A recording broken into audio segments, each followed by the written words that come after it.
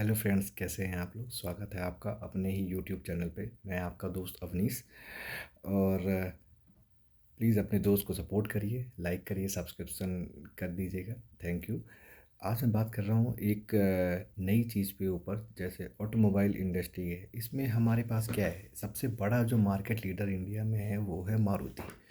देखिए, जो आदमी अपनी स्ट्रेटेजी से पूरी इंडस्ट्री का सबसे बड़ा लीडर बना हुआ है अभी भी।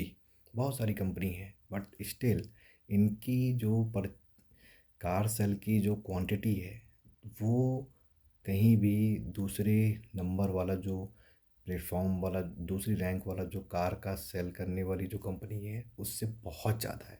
मतलब ट्रिमेंडस। आप ये समझो कि अभी भी इंडिया में जो फेवरेट कार का नाम आता है वो मारुति का ही आता है।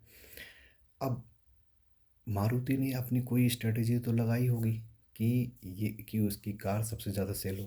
ठीक है, तो कार तो उसकी सेल होती है, आज भी सेल हो रही है। ठीक है, वो पहले 10 में से 8 कार पे सेल कर रहा था, अभी 10 में से 7 कार सेल कर रहा है, मगर 3 कारों के लिए रूम बन रहा है।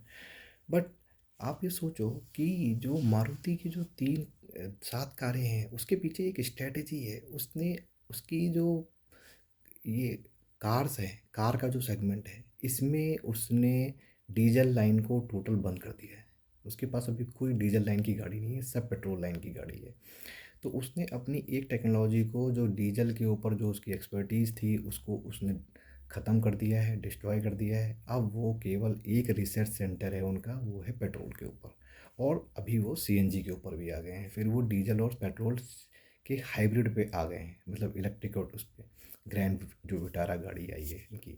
ठीक है, तो आप देखो वो एसयूवी में इनकी जो आर&डी चल रही है वो उस इंजन को फ्यूल एफिशिएंट करने के मामले में आ रही है। आप देखो कि उन्होंने अपनी सारी चीज़ों को हटा दिया। उन्होंने कहा नहीं, मुझे डीजल की एक्सपर्टीज़ नहीं चाहिए, क्योंकि वो XYZ कोई कंपनी, उसमें उसकी अच्छी स्पीड है, अच्छी पिकअप है, और हमें केवल पेट्रोल सीएनजी इन पे ही और हाइब्रिड कार पे ही काम करना है। और उस रिसर्च में ये इतने सक्सेसफुल हैं कि इनकी वास्तव में जो कार है उसकी इफ़िशियंसी बहुत अच्छी है, बाकी सारी गाड़ियों से अच्छी है। हाँ ठीक है, सेफ्टी कंसर्न है, बट इंडिया में ट्रैफिक ही इतना ज़्यादा है कि सेफ्टी की कोई ज़रूरत ही नहीं है। हाईवे तो अब बनना चालू हुए हैं, मगर कितने लोग हाईवे क्रॉस करते हैं? बहुत कम लोग करते हैं। मैक्सिमम कार का जो एक्सपोज़र है वो इंडिया के अंदर सिटीज़ में है। ठीक है, वो सिटीज़ के अंदर बहुत ज़्यादा एक्सीडेंट नहीं होते। स्क्रैच को मैं एक्सीडेंट नहीं मानता जब तक कोई कैजुअल्टी ना हो। तो आप देखो, एक सिटी के अंदर नॉर्मल कैजुअल्टीज़ बहुत लो है। जो भी एक कैजुअल्टी होती है ये सिंगल लेन रोड के जो इंफ्रास्ट्रक्चर है, जहाँ लाइट नहीं है और डार्कनेस है, रोड ख़राब है, या कुछ गलत सिंबल्स बने हुए हैं, ठीक है, वहाँ पे होती हैं। ज़्यादातर हाईवे पे होती हैं। ठीक है, तो वो सेक्टर को वो टच ही नहीं कर रहा है। वो कह रहा है मेरा सेगमेंट जो है वो सिटी के अंदर रहता है और सिटी के अंदर कंज्यूम करता है। सिटी के अंदर जो है उसको फ्यूल एफिशिएंट कार चाहिए, क्योंकि एवरेज बहुत पुअर है। राइट, तो इस कॉन्सेप्ट पे वो काम करते हैं और बहुत सक्सेसफुल हैं। अच्छा, ये तो एक पार्ट हो गया। दूसरा, इनका जो कोलैबोरेशन है टोयोटा के साथ। टोयोटा है एक बढ़िया कंपनी। ठीक है, उसके इंजन पहले से ही एफिशिएंट है, उसकी गाड़ी भी बड़ी रोबस्ट होती है ना, फुल प्रूफ गाड़ी होती है उसकी। अब इन्होंने इसके साथ कोलैबोरेशन किया है। ठीक है, और टोयोटा का आपको पता है कि ये एक ना, एक अदर फ्यूल पे काम कर रही है। ये ईवी पे काम नहीं कर रही है, ये पेट्रोल पे काम नहीं कर रही है। इनका एक अदर सेगमेंट चल रहा है, जो कि आप समझो कि हाइड्रोजन फ्यूल पे या अदर फ्यूल पे काम कर रहा है। और वो रिसर्च इनकी बहुत स्ट्रॉन्ग है। जिस दिन, और ये इनका मर्जर तो हो ही चुका है, मतलब इस तरह से इन्होंने सेल्स का तो उन्होंने एग्रीमेंट करा ही हुआ है।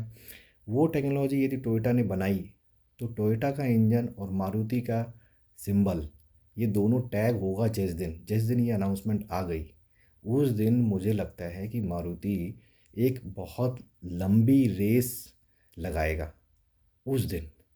और ईवी सेक्टर का मुझे ठीक है, ग्रोथ पोर्टफोलियो का शॉर्ट टर्म यदि कोई इन्वेस्ट करके बना सकता है तो बन जाए। बट मैं शॉर्ट टर्म वाला हूँ नहीं, मैं हूँ लॉन्ग टर्म वाला। मतलब 10 साल, 10 साल में इतना कैपिटल जो हम इमेजिन से भी पार लेके जाएं, 4 टाइम्स 5 टाइम्स हो। ठीक है, तो इसलिए मैं कह रहा हूँ मारुति इंडिया से बाहर नहीं हो रहा है। हाँ, उसमें आपका एथेनॉल का ब्लेंडिंग हो रही है, ठीक है, वो अच्छी बात है। हाइब्रिड कार तैयार हो रही है जहाँ पे मारुति चले वो पेट्रोल से भी चलेगी और इलेक्ट्रिक का भी कुछ कंजम्पशन से लेकर उसकी एवरेज बढ़ जाएगी। तो एक्चुअली फ्यूल इफ़िशिएंट कार हो जाएगी, ठीक है। और पेट्रोल डीजल इंडिया से कभी आप सोचो कि ज़ीरो हो जाएगा, ये मैं आपको लिख के बता रहा हूँ, अगले 25 सालों बाद भी पेट्रोल और डीजल ये ज़ीरो नहीं होगा। ये चलता रहेगा इसी तरह से, क्योंकि इंडिया बहुत बड़ी इकोनॉमी है, बहुत ईंधन का कंजम्पशन इतना ज़्यादा है कि इतनी प्रोडक्शन कर ही नहीं पाएंगे लोग। आज भी आप गाड़ी बुक कराते हो नॉर्मल, जो ओल्ड वर्जन की है, उनकी भी प्रोडक्शन लाइन इतनी स्लो है कि आपकी वेटिंग जो है 5 महीने 6 महीने साल भर बाद तक आती है। तो आप सोचो कि यदि कोई टेक्नोलॉजी इतनी आसान नहीं है उसकी प्रोडक्शन, क्योंकि क्यों नहीं एक्सपेंड करते ये अपनी प्रोडक्शन लाइन, क्योंकि उनको पता है प्रोडक्शन लाइन बढ़ाने का मतलब है एक्सपेंसेस, और टेक्नोलॉजी कब चेंज हो जाए ये किसी को नहीं पता, किसी को नहीं पता। तो इसलिए मुझे ऐसा लगता है कि एक दिन ऐसा आएगा और चाहे टेक्नोलॉजी बहुत इजीली अडेप्ट हो जाएगी, जैसे लोगों ने पेट्रोल फ्यूल की इंजन को जो है कन्वर्ट करा दिया, सीएनजी लगा दी, बाहर से भी किट लग रही है, अब कंपनी के थ्रू ही लग के आ रही है। तो ये क्या है, ये इजी सीएनजी इजी अडेप्टेशन था, लग गई, 30 40 50 हज़ार रुपये लगाया, लग गई, उसमें किट लग गई, ठीक है। तो ऐसा ही कुछ अडेप्टेशन आएगा, इजी अवेलेबल होगा, मार्केट में अवेलेबल होगा, लोग अपनी गाड़ियों में लगाएंगे, पेट्रोल भी चलेगी, ईवी भी चलेगी, हाइड्रोजन से भी चलेगी, कुछ भी हो सकता है, ठीक है। तो वो काम का करेगा, क्योंकि इसमें क्या है, गाड़ी का रन अच्छा रहेगा, इफ़िशिएंट रहेंगी गाड़ियाँ, और गाड़ी इसी तरह से इस्तेमाल होती रहेगी, तो आपका मल्टीपल फ्यूल पे काम करेगी गाड़ी एक्चुअली में, ठीक है। ये है रियल थॉट जो मुझे समझ में आता है मेरी थॉट के हिसाब से, कि मल्टीपल फ्यूल पे एक कार लेना आदमी ज़्यादा पे जो पसंद करेगा। क्यों? क्योंकि कुछ किसी स्टेट में सीएनजी नहीं है, कहीं पर जो है पेट्रोल की प्रॉब्लम है, कहीं पे चार्जिंग स्टेशन नहीं है।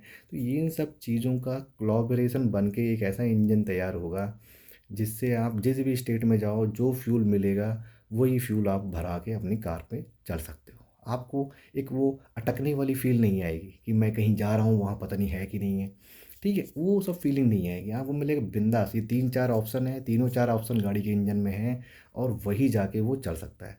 मुझे तो ऐसा लगता है कि ये इसी तरह जाएगा, और इन लोगों ने अपनी अपनी फील्ड को पकड़ लिया है। इन लोगों ने जापानीज़ के साथ का माइंड बहुत तेज़ है, बहुत एडवांस सोचते हैं वो, तो वो इंडिया के मार्केट को भी रिसर्च करते हैं कि कैसा चल रहा है डेटा। तो इसीलिए उन्होंने अपनी डीजल लाइन को बंद कर दिया है, पेट्रोल लाइन के ऊपर स्टिक हैं, सीएनजी पे स्टिक हैं, और हाइब्रिड की तरफ जा रहे हैं। धीरे धीरे ये कोलैबोरेशन करके उस कार में पेट्रोल भी होगा, सीएनजी भी होगा, हाइब्रिड भी होगा, इलेक्ट्रिक भी होगा, और हो सकता है कि एक दो टेक्नोलॉजी और वो डाल के इंजन को ऐसा एफिशिएंट बना दें कि इंजन बस चलता जाएगा, आप कोई फ्यूल लगा दो उसमें, वो सब चलता जाएगा। ये मुझे लग रहा है ज़्यादा फिजिबल और अडेप्टेबल आइडिया है, लोगों को भी ये पसंद आएगा। कि आपको भी चाहिए कि मेरा फ़ोन जो है टाइप सी से भी चार्ज हो जाए, सोलर से भी चार्ज हो जाए, सब चीज़ से चार्ज हो जाए, जो मुझे चार्जिंग का कोई प्रॉब्लम ना हो, राइट। तो हम वही चाहते हैं कि हमें एक ही बॉक्स के अंदर one in all thing in one box वो मिले, जिसमें हम कन्वीनियंटली उसे यूज़ कर सकते हो। सोचिएगा, ये एक अलग थॉट है, आपको इस चैनल पे केवल अलग थॉट मिलेगी, सिमिलर थॉट कभी नहीं मिलेगी, जो कि बाकी यूट्यूब चैनल पे मिलती है कि आपको आएंगे और आपको 5 स्टॉक का नाम दे दिया जाएगा, ये खरीद लो वो खरीद लो। ऐसा नहीं होगा इस चैनल पे। आपको आइए, अपनी थॉट दीजिए, अपना कमेंट दीजिए, हम उसी थॉट पे बात करेंगे आगे से जाके। प्लीज़ सब्सक्राइब करिए, सपोर्ट करिए अपने दोस्त को। Thank you so much.